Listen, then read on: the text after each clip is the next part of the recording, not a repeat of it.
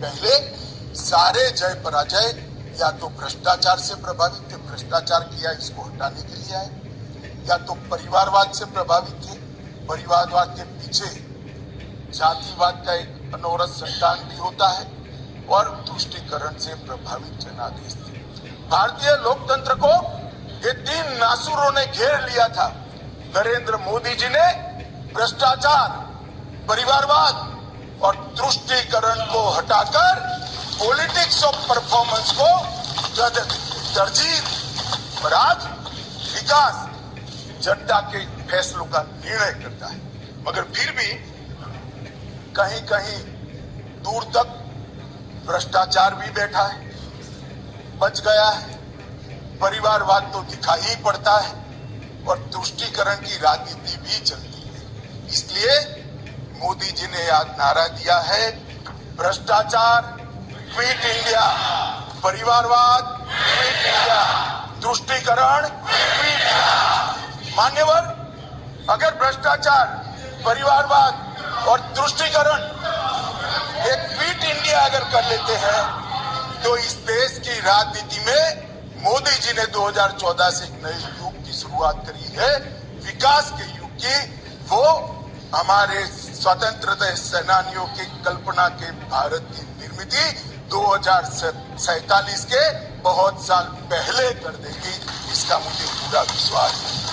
मान्यवर, अविश्वास का प्रस्ताव एक संवैधानिक प्रक्रिया है, हमें कोई आपत्ति नहीं।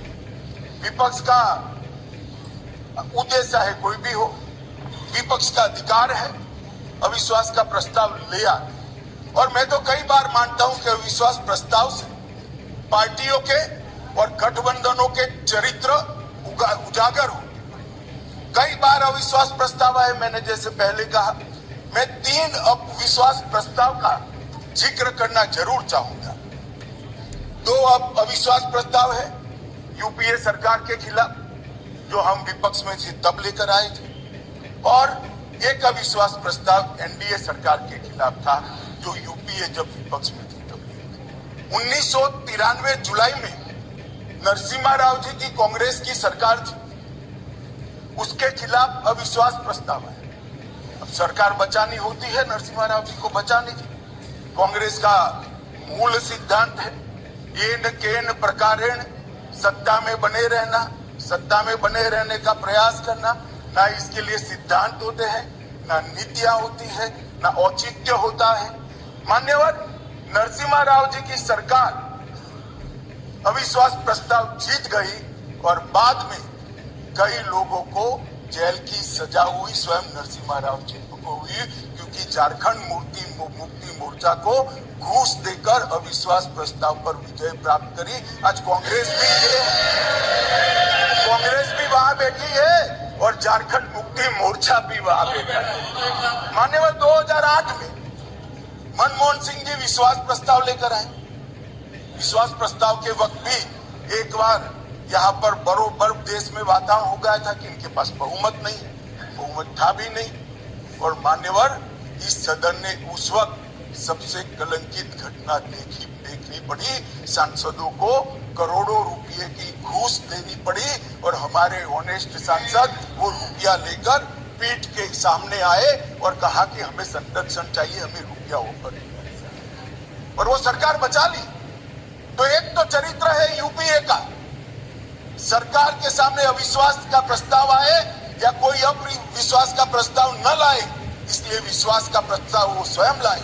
इसमें से बचने के लिए सारे सिद्धांत, सारा चरित्र, सारे लोकसभा के नियम कानून, हमारी परंपराएं, इसको त्याग कर येन केन प्रकारेण सत्ता को संभालना और सत्ता पर काबू देना। इसके सामने मान्यवर दूसरा एक उदाहरण, 1999 में अटल जी की सरकार थी, और अविश्वास प्रस्ताव आए। मान्य, ये जो कांग्रेस ने किया वो हम कर सकते थे, क्योंकि 93 में नरसिम्हा राव जी ने देश के सार्वजनिक जीवन को एक एग्जाम्पल पूरा कर दिया था कि सरकार ऐसे भी बचाई जा सकती है, करोड़ों रुपया देकर भी बचाई जा सकती है, हम भी कर सकते हैं। मगर हमने नहीं किया, हमने नहीं किया। हमने हमारी बात रखी, देश के प्रधानमंत्री अटल जी ने इसी सीट पर बैठकर अपनी बात रखी संसदों के सामने और जो कहा कि संसद का जो फैसला है मैं सर पर चढ़ाऊंगा, हमें कोई आपत्ति नहीं। मान्यवर, सिर्फ एक वोट से सरकार गई, सिर्फ एक वोट से। क्या हम यूपीए और कांग्रेस की तरह बचा नहीं सकते थे? बचा सकते थे, मगर मैंने कहा ना कि कई बार संकट के समय गठबंधनों और पार्टियों का चरित्र उजागर होता है। यूपीए का चरित्र सत्ता बचाने के लिए भ्रष्टाचार करने का चरित्र है और भारतीय जनता पार्टी और एनडीए का चरित्र सिद्धांतों के लिए राजनीति करने का चरित्र है। मान्यवर, उस वक्त मुझे ठीक याद है, मैं संसद में नहीं था, सदस्य नहीं था, बहुत सारे सीनियर सदस्य होंगे उस वक्त। मान्यवर, एक ही वोट का फर्क था और अंत में गिरधर गोमांग के वोट को हमारे उड़ीसा के पूर्व मुख्यमंत्री उस वक्त मुख्यमंत्री से शपथ ले चुके थे और वोट डालने आए थे। वो वोट को वैलिड गिनना या नहीं गिनना, मगर मान्यवर, आप जिस आसन पर बैठे हो इसकी भी गरिमा का एनडीए ने पालन किया था। हमने कोई दबाव नहीं बनाया, एक वोट हमारे विरुद्ध में गया, हमारी सरकार चली गई। मगर आज मैं फिर से कहना चाहता हूं गौरव गोगोई जी को, मगर जनता है जो सब देखती है, जनता है जो सब जानती है। एक वोट से हमारी सरकार गई, एक वोट से हमारी सरकार जरूर गई, परंतु अंत में क्या हुआ? बहुत बड़े बहुमत के साथ अटल जी फिर से देश के प्रधानमंत्री। मान्यवर, हमारे एनडीए का कुंभा मोदी जी के नेतृत्व में, भारतीय जनता पार्टी मोदी जी के नेतृत्व में हम देश में सिद्धांतों की राजनीति को प्रस्तावित करने के लिए राजनीति में है।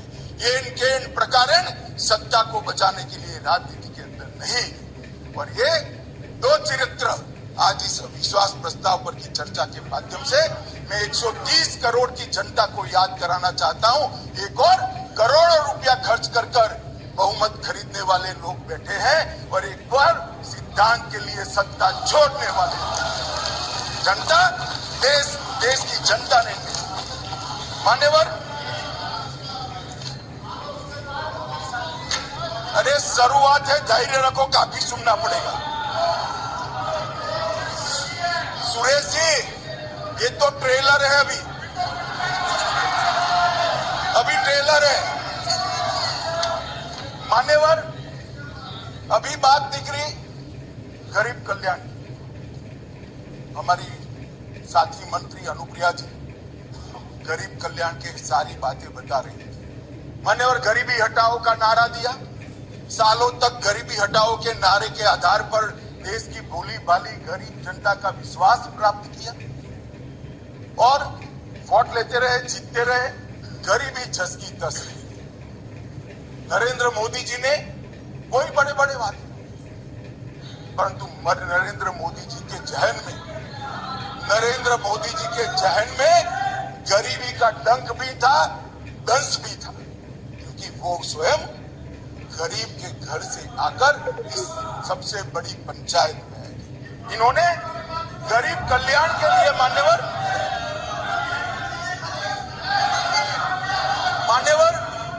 इन्होंने गरीब कल्याण के लिए ढेर सारे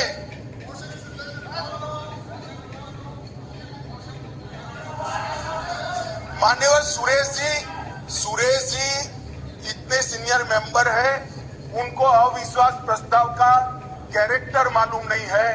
आप जब अविश्वास प्रस्ताव लेकर आते हो तो सरकार के समग्र कामकाज पर क्वेश्चन मार्क करते हो और क्योंकि ये क्वेश्चन मार्क पॉलिटिकली मोटिवेटेड है, इसलिए मुझे सरकार के परफॉर्मेंस की चर्चा करनी पड़ेगी।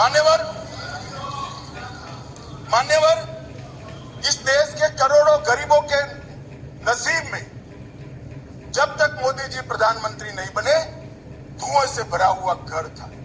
मोदी जी ने 9.6 करोड़ 9 करोड़ 60 लाख गरीब महिलाओं के घर में गैस का सिलेंडर भेजा और उसकी झोपड़ी को धुएं से मुक्त कराने का काम किया। मान्यवर, 11 करोड़ परिवार ऐसे थे, दुनिया में कोई विचार नहीं कर सकता। कई देशों की आबादी, कई देशों की आबादी 11 करोड़ से आधी भी नहीं है, 5वां हिस्से की भी